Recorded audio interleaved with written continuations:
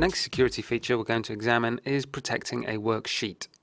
In the previous video we were looking at file level protection. We were protecting the access to the file.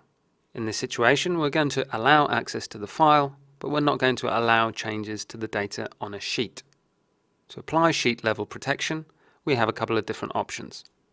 We can either use the File menu, and within Info, find Protect Workbook, and go to Protect Current Sheet.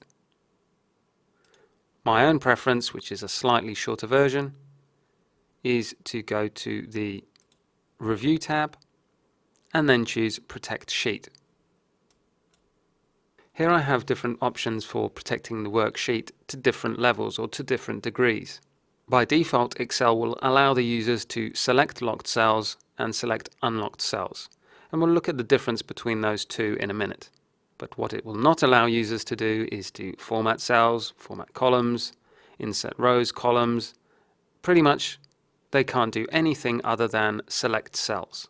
At this stage I'm prompted to enter a password. So I'll go for pass, click OK, I'll be prompted again, and I enter pass. Let's now examine the effect of that protection. I seem to be able to click in the cells, I can move around the sheet, and examine different areas. But if I try to make any changes to the sheet, Excel will tell me that it's a protected sheet and I need a password to edit.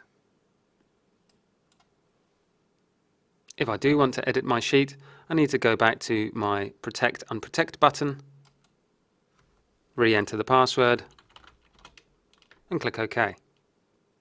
It's worth noticing for low security measures, that might be a situation where you want to protect a worksheet from your own accidental damage. You can protect without a password. Simply use the Protect Sheet command, leave the password field blank, and click OK. Now, by protecting the sheet, I've prevented myself from accidentally changing a formula or a value. But if I do need to make changes to the sheet, all I need to do is press Unprotect Sheet with one click. No password required.